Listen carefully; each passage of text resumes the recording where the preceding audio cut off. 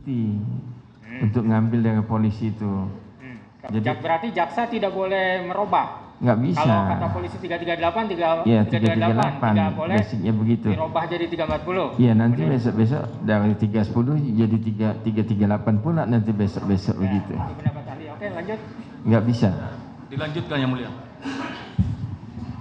Baik, terima kasih Yang Ahli. Karena ini kita menyidangkan kasus klien kami atas nama Peggy Setiawan, saya langsung menyebut namanya. Di DPO ditulis namanya Peggy alias Peron. Iya. Oleh polisi dalam hal ini Polda Jawa Barat menangkap klien kami bernama Peggy Setiawan. Menurut mohon izin Pak yang mulia bahwa ini sudah masuk materi. Ya, kita Jadi pengen belum. Oke. Jadi sudah masuk materi, silahkan. Sebentar. Pertanyaannya apa?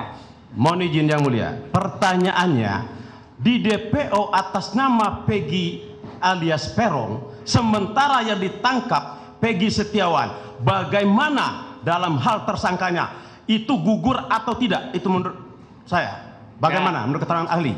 Itu masih masuk ke pra peradilan atau bukan? Ya, itu masih masuk pra peradilan karena salah tangkap. Salah tangkap. Oke, dijawab. Bagaimana ahli? Tolong dijelaskan kepada kami. Itu salah tangkap. Salah tangkap Ya. Berarti yang saya jelaskan biar nanti panitia catat. Ya. Berarti tersangkanya bisa digugurkan. Penetapan tersangkanya. Konsekuensinya apa? Konsekuensinya itulah digugat, nanti kan penetapan itu dinyatakan tidak sah dan otomatis penangkapan ataupun apa mesti digugurkan. Berarti gugur ya? Ya. Oke, terima kasih. Yang mulia.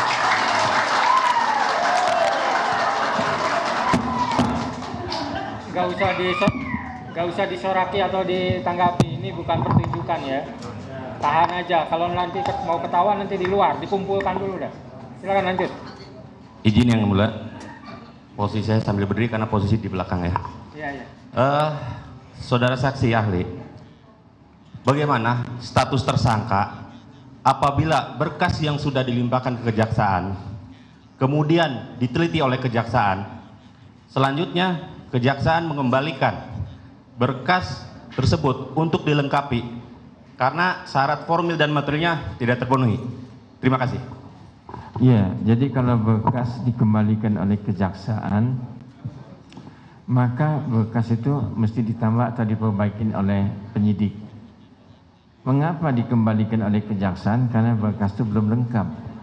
Ada sesuatu yang kurang dalam berkas itu, sebagaimana persyaratan di dalam pasal 184 KUHP.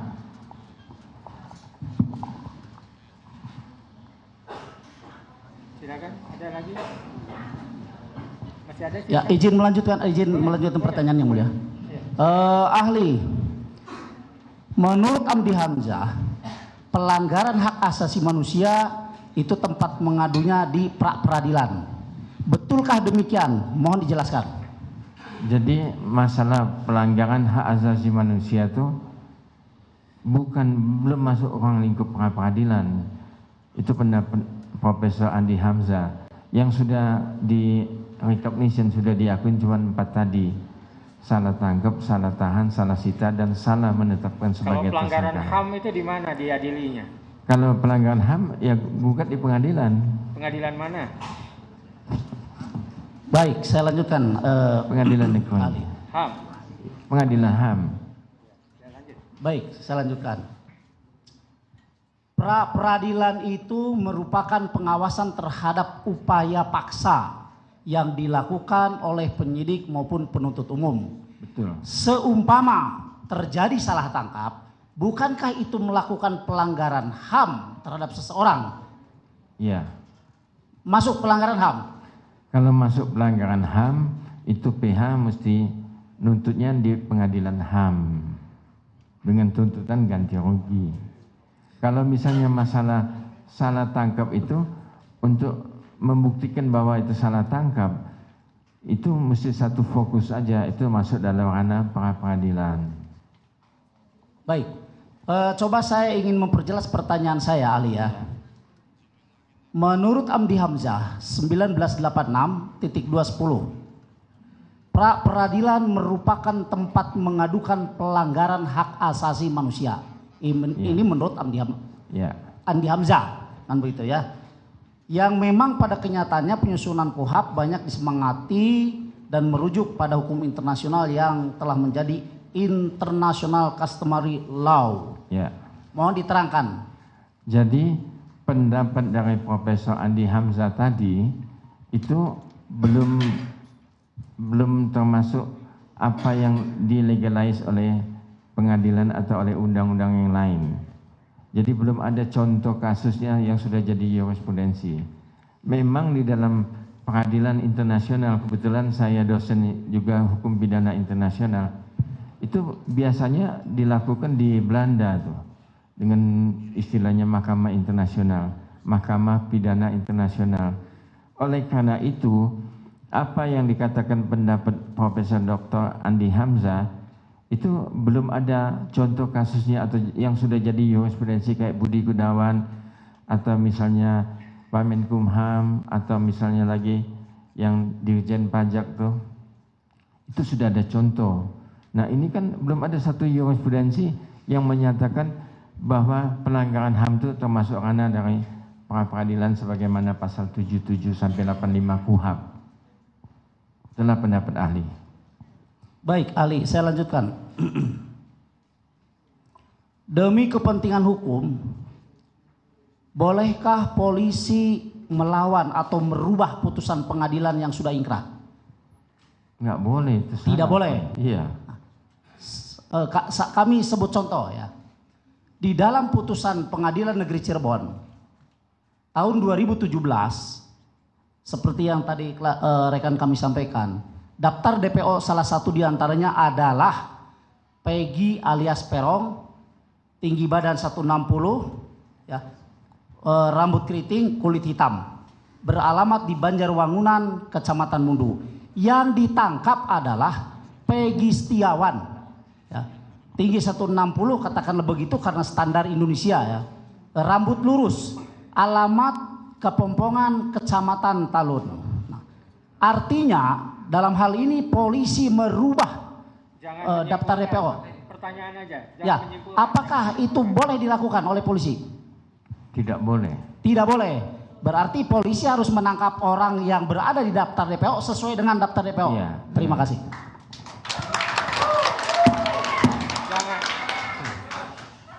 Jangan ditepuk tangan ya. Saya juga mau tepuk tangan juga, ditahan. Semuanya harus menahan. Ya. Iya, kalau semuanya tertawa ini kayak lawak kita. Ya. Lanjut silakan kalau ada lagi. Saya lanjutkan. Yang baru ya, pertanyaan baru jangan. Ya. Saudara ahli ya, kita berbicara masalah prosedur penangkapan dan penahanan. Yang pertama itu adalah prosedur penangkapan terhadap seseorang yang diduga telah melakukan suatu tindak pidana berupa apa saja. Ya. Dalam proses penangkapan itu berdasarkan pasal 18 ayat 3 KUHP menyatakan bahwa segera setelah penangkapan dilakukan terhadap seseorang yang dijadikan tersangka, saat itu juga harus diberitahukan kepada keluarganya atau penasihat hukumnya. Dan jika hal ini tidak diberitahukan setelah penangkapan, apakah itu melanggar prosedur?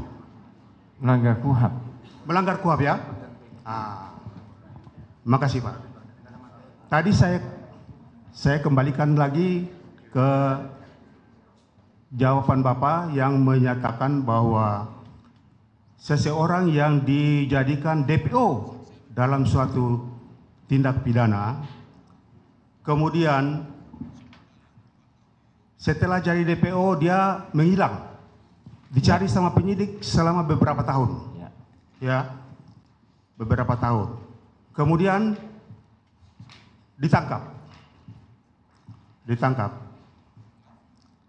Saudara saksi tadi menyatakan bahwa seseorang yang menjadikan DPO terlebih dahulu harus dipanggil untuk diperiksa sebagai saksi ataupun dikonfirmasi di tingkat penyidikan. Betul. Ya Pak ya. Apabila yang bersangkutan segera setelah dia ditetapkan sebagai DPO, kemudian dia tidak dipanggil sebagai saksi atau konfirmasi terlebih dahulu di tingkat penyidikan, apakah kemudian dia dijadikan sebagai tersangka dan ditangkap, apakah itu melanggar prosedur? Ya, sebetulnya kalau dipanggil, ditetapkan sebagai tersangka, dipanggil langsung ditahan atau ditangkap, itu menyalahi prosedur. Menyalahi ya? Ya. Ya perlu dicatat karena Pak Panitra catat ini. Itu menyalahi prosedur ya? Ya. Pokoknya dari awal sampai akhir kita catat. Ya. Oke. Cuma yang tepuk tangan aja yang nggak dicatat. Iya. Terima kasih Pak. Ada lagi pertanyaannya yang lain, jangan yang diulang-ulang. Baik, terima kasih Yang Mulia. Saya ucapkan terima kasih kepada Yang Mulia karena Yang Mulia tadi mau tepuk tangan juga ternyata. Mana saya? Alhamdulillah, terima kasih Yang Mulia. Jangan menyimpulkan. Oke, siap. Terima kasih Yang Mulia. Di sini saya mau bertanya pada saksi. Saudara ahli, orang dijadikan tersangka dalam kasus pembunuhan, apalagi di kasusnya kasus pembunuhan berencana 340. Apakah cukup dengan alat bukti yang menggunakan ijazah, KTP, foto, dan keterangan saksi yang sangat diragukan? Menurut saksi bagaimana terhadap tersangka itu? Itu masalah kematian atau pembunuhan itu melanggar hak asasi manusia atau melanggar HAM. Oleh karena itu semestinya penyidik mestinya memenuhi ketentuan sebagaimana pasal 184 KUHP. Ya, terkait dengan alat bukti yang meragukan tadi. Iya. Yang Jadi kalau ada alat bukti yang meragukan dia mesti lengkapin semua supaya penyidik juga lebih aman, Yang Mulia. Yang menilai yang meragukan itu siapa? Yang bisa menilai itu nanti sampai ke pengadilan. Kan misalnya dalam majelis kalau sudah dikasih register kasus pidananya. Kalau di pra-peradilan bolehkah hakim pra-peradilan ini alat buktinya meragukan, ini sah, boleh nggak? Itu bukan ranah pra-peradilan. Kalau untuk menilai alat bukti bukan ranah pra-peradilan ya. Oke, lanjut. Jadi saksi gini loh saksi, saya sebenarnya masih saudara ahli, saya ahli saja digini ahli. Saya mau bertanya pada ahli ini kan mentersangkakan orang loh. Maksud saya dalam hal ini, apakah memang bukan wewenangnya sidang pra-peradilan? Jadi gini loh, maksud saya, ini kan alat buktinya sangat lemah, kualitasnya nggak ada. Kalau begini terus ya, bagaimana kepastian hukum terhadap di Indonesia ini? Ada kasus pembunuhan, ya ambil aja ijazahnya, ambil KTP, cari saksi, kan gitu loh. Menurut saya, mohon izin Mulia, saya tambahkan sedikit. Jadi maksud saya, apakah mentersangkakan orang tersebut bagaimana? Menurut saksi sah atau tidak? Kalau hanya menggunakan alat bukti seperti itu? Iya. Kurang banyak tuh alat bukti. Nah berarti masih diragukan kan? Iya. Wewenangnya pra-peradilan kan? Betul itu. Nah berarti saya mohon izin Yang Mulia agar panitera mencatat. Berarti ini adalah wewenangnya daripada sidang pra-peradilan. Gini, kita luruskan dulu. Boleh aja diajukan ke pra-peradilan. Tapi terkait pengujian, ini meragukan, ini sah. Saya ulangi lagi. Saya berhak nggak? Ini meragukan nih. Iya itu. Majelis yang hakim tunggal pra-peradilan yang punya hak. Boleh. Iya. Oh ini keterangannya meragukan. Iya. Meragukannya itu apa? Istilah meragukan. Tidak bisa dipercaya. Keyakinan. Ya keyakinan hakim. Pra-peradilan bisa menggunakan keyakinan. Iya. Bisa. Bukan hakim pokok perkara. Pokok perkara lebih Yang Mulia. Formalitas juga ada unsur keyakinannya. Iya. Kalau misalnya hakim tunggalnya nggak yakin. Jadi nanti hakim tunggalnya salah mutus juga. Apakah saya dalam mengadili menyatakan tidak sah secara meyakinkan. Apakah ada putusan pra peradilan? Nggak ada. Nggak ada. Ya. Kalau memang tidak ada, kenapa menurut ahli itu hakim Ya itu mungkin keyakinan, sementara dalam pokok perkara keyakinan itu dimasukkan. Di Telah dalam- terbukti secara sah dan meyakinkan, tidak terbukti secara sah dan Iya. meyakinkan. Di dalam putusan pra peradilan yang saya baca yang 5 tadi itu tidak ada dituliskan karena berdasarkan keyakinan dari hakim pra peradilan. Nah, kenapa? Setidak-tidaknya hakim itu kan dia mesti tahu kenapa kasus itu mesti ditolak, kenapa kasus pra itu mesti dinyatakan tidak dapat diterima atau diterima. Gini, kebenaran pra peradilan dengan putusan perdata apa bedanya? Kalau kebenaran putusan perdata itu kebenaran formil. Kalau kebenaran putusan pra peradilan itu kebenaran material. Material, berarti masuk ke materi ya? Ya, material wahid. Oke. Lanjut silakan. Mohon izin, saudara ahli, yang dimaksud dengan belum lengkap secara formil material itu menurut ahli bagaimana? Kok kata jaksa hingga belum memenuhi unsur-unsur pidana? Bagaimana tanggapan dari ahli? Jadi kalau belum memenuhi unsur-unsur pidana itu di dalam tindak pidana itu legalitas. Misalnya apa unsur-unsur yang terjadi, misalnya kalau pasal pembunuhan unsurnya apa-apa, itu ajas legalitas. Yang kedua itu ada namanya doktrin tentang pertanggungjawaban pidana yang terdiri daripada offset, actus reus dan mens rea. Apabila ajas legalitas itu tidak terbukti, maka terdakwa mesti dibebaskan oleh hakim. Tetapi kalau ajas doktrin pertanggungjawaban pidana tidak terbukti satu saja, maka terdakwa harus dilepaskan atau onslah. Itu persyaratan hukum pidana. Oke. Baik, saksi satu ya, saya bertanya lagi. Orang dijadikan tersangka dahulu, dijadikan tersangka tanggal 21. Baru dicari alat bukti, diminta mencari saksi-saksi, dicari lagi surat ijazah, dicari lagi itu foto, dicari itu KTP. Bagaimana menurut saksi? Boleh nggak seperti itu? Semestinya sebelum ditetapkan jadi tersangka sudah mengumpulkan alat bukti, dan sudah mengumpulkan alat bukti dan saksi-saksi, digelar dulu kasus itu. Karena polisi kan ada petunjuknya, Perkap Kapolri nomor 16 tahun 2019. Saya minta keterangan dari ahli, satu aja nih, agar panitera mencatat. Berarti tersangkanya bisa digugurkan ya, kalau nggak bisa? Iya, kalau itu terbalik misalnya, tidak sesuai dengan perkapnya Kapolri dan tidak sesuai dengan putusan MK, maka itu nanti hakim Bisa menggugurkan tersangka? bisa. Baik, terima kasih.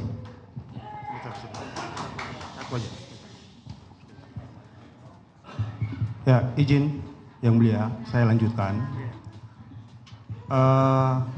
Saudara ahli ya, pada saat seseorang mengajukan laporan ke pihak penyidik atau kepolisian, menyatakan bahwa telah terjadi suatu peristiwa tindak pidana.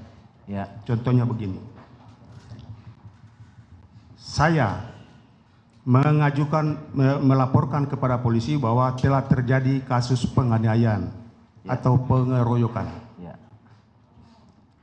Seyogyanya penyidik harus menelusuri dan melakukan pemeriksaan terhadap laporan yang saya berikan. Betul.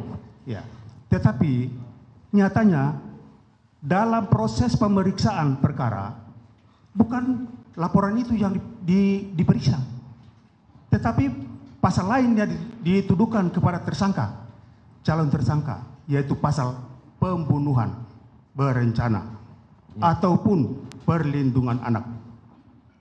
Apakah ini laporan tersebut bisa dapat dilanjutkan atau tidak? Tidak menurut bisa ahli dilanjutkan. pendapat saya, Karena waktu laporan sebagaimana pasal 108 KUHAP dan kenyataannya yang diperiksa oleh penyidik itu bisa berubah. Kan jadi tidak sesuai dengan laporannya. ya, Di situ maksud saya begitu. penyidik telah melakukan satu perubahan atau rekayasa terhadap laporan itu. Oh begitu. Ya. Dan penyidiknya bisa dihukum itu. Jadi kalau seperti ini, hal ini termasuk juga dalam proses pra peradilan. Jadi kalau begitu penyidiknya telah melakukan abuse of power. Ya. Ya. Ya, ya. Terima kasih, Pak. Saudara ahli, tadi ada sedikit kurang jelas jawabannya mengenai status tersangka. Ya. Dalam hal ini keterkaitannya dengan P18 yang dikembalikan oleh kejaksaan. Ya. Itu status tersangka tersebut apakah masih melekat apa tidak dengan dikembalikannya berkas tersebut? Terima kasih. Status tersangka yang dikembalikan berkasnya oleh kejaksaan tetap melekat, itu masih.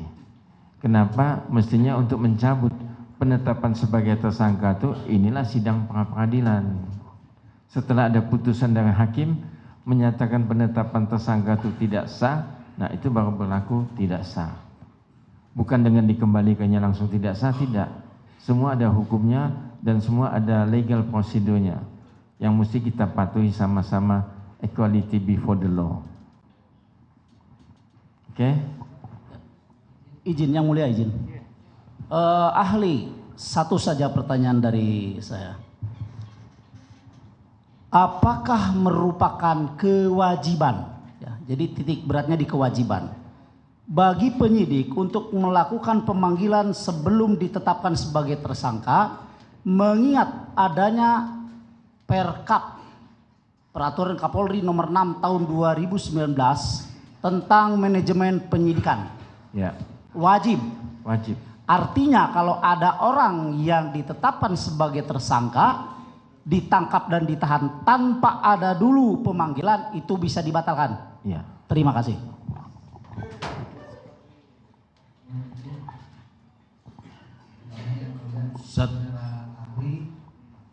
Berdasarkan Perkap Kapolri yang tadi disampaikan, itu ada menyebutkan penetapan tersangka berdasarkan paling sedikit 2 alat bukti yang didukung barang bukti. Ya.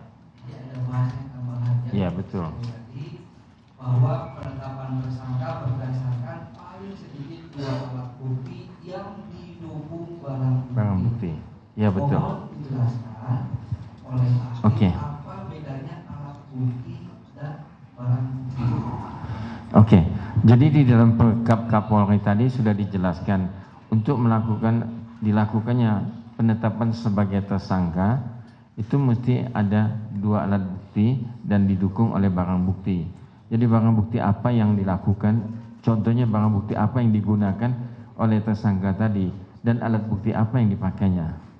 Dan itu ditambah lagi yang ayat kedua mesti harus digelar sebelum ditetapkan sebagai tersangka. Jadi sebetulnya Perkap Kapolri itu sebagai petunjuk untuk penyidik, sudah diajarkan oleh Kapolri itu sebagai petunjuk supaya penyidik untuk menetapkan sebagai tersangka. Nih jalannya, pasalnya sudah ada. Nih ada lagi, kalau penyidiknya pandai, bacalah putusan MK, ada syarat-syaratnya juga. Kalau misal penyidik obey the law, dia patuh dengan Perkapnya Kapolri dan dia patuh dengan putusan MK itu, mungkin hal-hal yang demikian tidak akan terjadi lagi untuk ke depan. Ya. Berarti barang bukti adalah barang apa yang dipergunakan oleh calon tersangka untuk melakukan perbuatan pidana. Betul. Betul ya? Oke. Kalau alat bukti kan tadi dijelaskan, alat bukti itu ada di 180 hal tadi ya. Ada keterangan saksi-saksi ataupun keterangan ahli dan yang lain sebagainya. Ya, petunjuk. Kalau seandainya keterangan saksi-saksi ini tidak didukung dengan barang bukti yang dilakukan dalam melakukan perbuatan pidana, apakah bisa sah atau kuat atau tidak bisa? Tidak bisa ditetapkan sebagai tersangka. Tidak bisa ditetapkan sebagai tersangka. Iya. Berarti keterangan saksi-saksi saja tanpa adanya didukung dengan barang bukti, ya. Alat yang dipergunakan melakukan perbuatan pidana itu berarti tidak sah. Betul.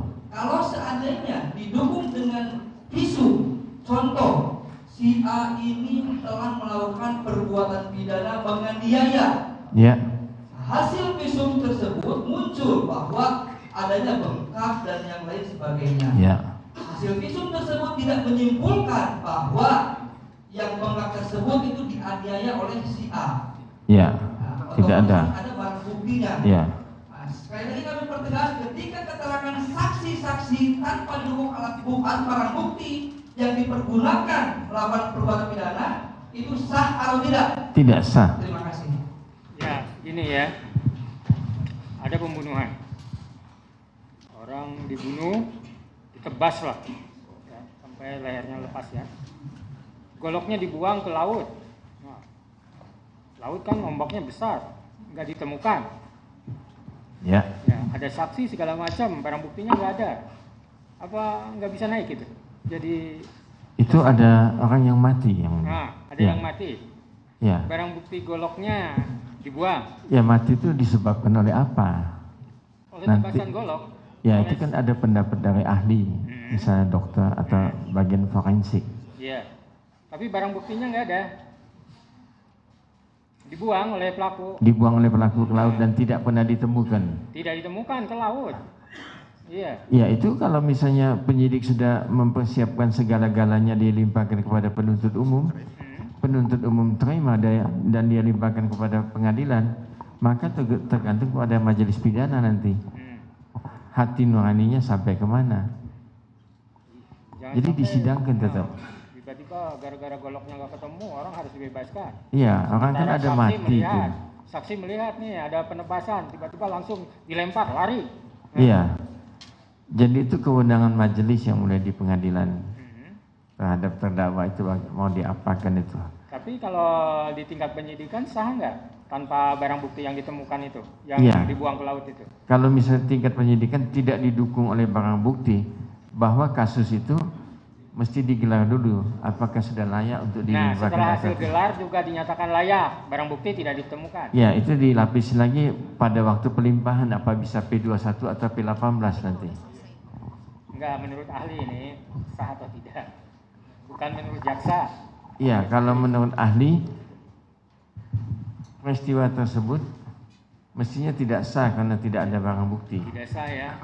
Kasihan itu kan orang terbunuh. Ya, ada orang yang saksi-saksi mati melihat. sudah. Misalnya di sinilah, misalnya ada terjadi pembunuhannya, orang lari ke bawah tiba-tiba dihilangkan itu BB-nya, barang buktinya. Ya, itulah tadi saya bilang yang mulia. Harus ada barang bukti itu ya. Iya, mesti ada barang Oke, bukti. nggak apa-apa, itu pendapat ahli. Silakan lanjutkan. Izin menambahkan yang mulia.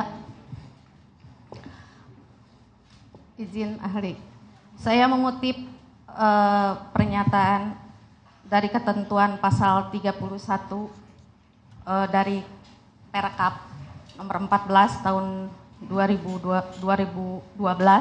Di situ dinyatakan bahwa tersangka yang telah dipanggil untuk pemeriksaan dalam rangka penyidikan perkara sampai lebih dari 3 kali dan ternyata tidak jelas keberadaannya dapat dicatat di dalam daftar pencarian orang dan dibuatkan surat pencarian orang.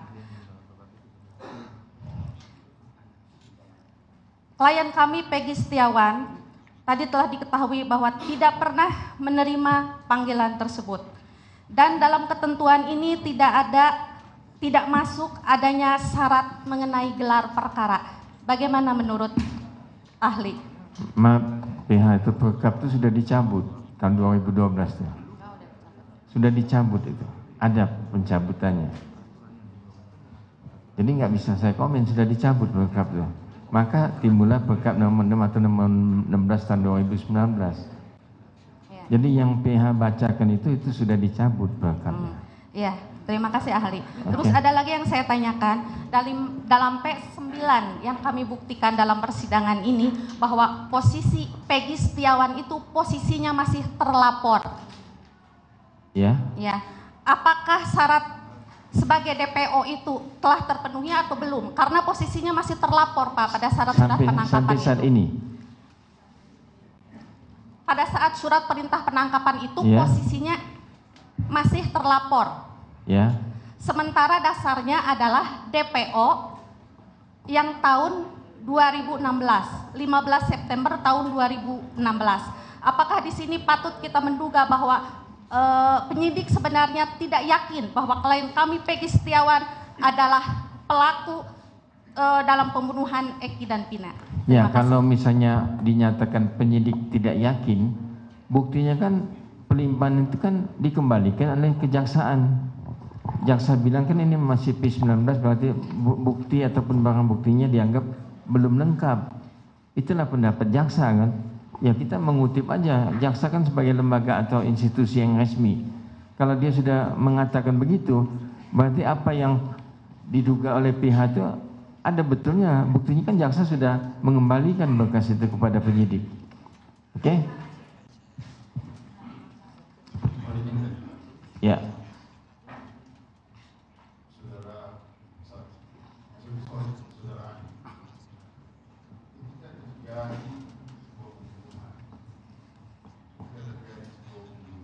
Sebuah pembunuhan. Ya.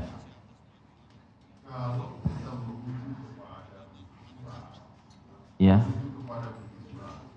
Kira-kira surat apa yang dibutuhkan untuk menjerat atau menetapkan tersangka terhadap calon tersangka, atau kira-kira surat apa saja yang dibutuhkan oleh penyidik?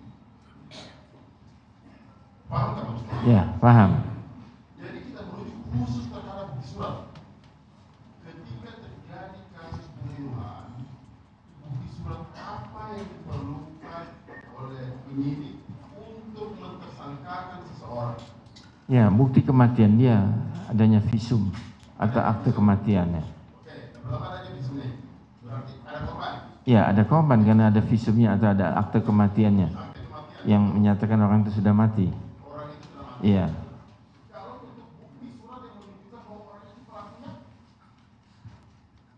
Nggak bisa dong menunjuk bukti surat itu kalau nggak ada BAP-nya, nggak ada pemeriksaan terlebih dahulu. Tahu-tahu keluar surat itu dia sebagai pelaku. Dasar dia menetapkan sebagai pelaku apa? Kalau nggak ada pemeriksaan terhadap yang si pelaku tadi.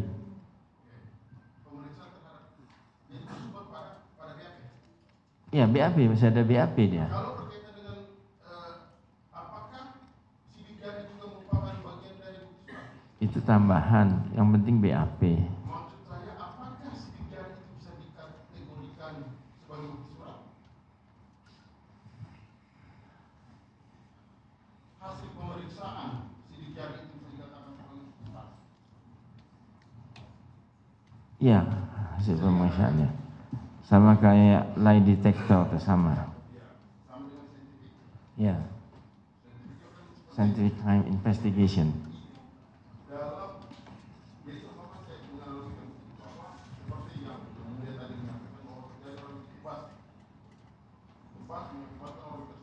Ya. Maka tentunya di dalam golongnya ini yang bisa menunjukkan sidik jari di dalam golong tersebut ketika dilakukan pemeriksaan benar ternyata ini adalah sidik jari si A, karena ini kan bersifat permanen kan. Ya. Bukan bisa mengelak ini statusnya sudah bisa mengelak ya kan. Ya. Kira-kira apa lagi selain sidik jari yang bisa masuk dalam kategori? Kalau saya kasih contoh putusan pengadilan, tapi putusan pengadilan bukan pidana lain. Ya. Itu putusan pengadilan. Ya. Putusan orang lain kemudian digunakan untuk mentersangkakan orang lain. Boleh kan? Nggak bisa. Nggak bisa. Iya. Bentar. Kalau putusan itu dijuntokan dengan pasal 55. Putusan itu sebagai jurisprudensi. Ya, dijuntokan sama pasal 55 dakwaannya. Dengan 55 terkait Ya. dengan 55 ayat terdakwa 1 ke 1. Nah, secara bersama-sama. Ada yang di luar misalnya satu orang atau dua orang yang belum, dan dua orangnya itu langsung ditersangkakan kemudian. Nggak bisa yang mulia. Nggak bisa. Ya. Nggak bisa itu putusan. Iya, nggak dijadikan. bisa karena itu kan yang ini sudah diputus kan. Oke, lanjut silakan. Apakah juga permohonan gerasi orang lain digunakan untuk menjadikan bukti surat terhadap orang lain juga dalam melakukan sebuah peradilan? Nggak bisa. Ya. Oke, saya masuk kepada perbuatan perkosaan. Perbuatan perkosaan, apakah peristiwanya cukup saja dilihat saja, atau harus ada pemeriksaan DNA untuk membuktikan si calon tersangkanya dalam penetapan tersangka? Ya. Jadi kalau misalnya adanya satu perbuatan perkosaan, itu mesti diperiksa tuh.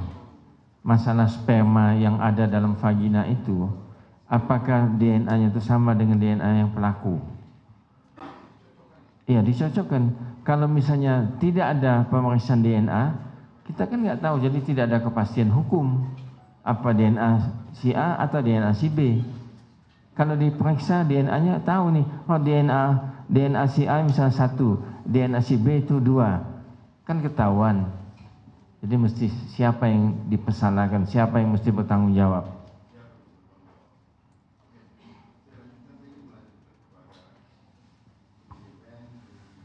Manajemen penyidikan, ya.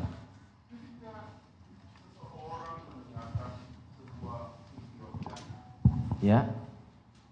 Dan kemudian orang tersebut adalah anggota kepolisian. Ya. Anggota kepolisian tersebut itu bertugas, katakanlah kita ambil dia bisa narkoba. Ya. Apakah terhadap peristiwa pembunuhan dan perkosaan dia berhak membuat surat penyelidikan dan sebagainya, atau dia berhak menangkap seseorang dan sebagainya, walaupun kemudian akhirnya dia buat laporan polisi, apakah boleh? Sebetulnya kalau bukan bagian dia tidak punya hak. Tidak punya hak. Tapi kalau misalnya dia tertangkap tangan, nah yang ditangkap tangan itu dia mesti serahkan pada bagian yang misalnya pada reserse kriminal umum atau reserse kriminal khusus atau pada bagian anak-anak. Dia sebenarnya nggak bisa karena dia bagian narkoba. Dalam kes ini dia melakukan penyelidikan, itu sama sekali nggak bisa. Iya, nggak bisa. Iya, nggak bisa. Bukan job dia itu. Kalau seandainya sedemikian yang terjadi, kira-kira apakah ada sanksinya? Itu sudah terjadi kekacauan hukum itu, Pak. Terjadi kekacauan. Iya.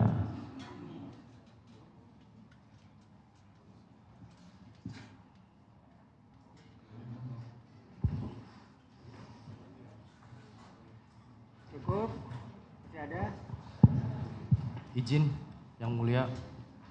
Terima kasih saudara ahli telah hadir dalam persidangan pra-peradilan ini. Mungkin langsung saja yang saya pertanyakan adalah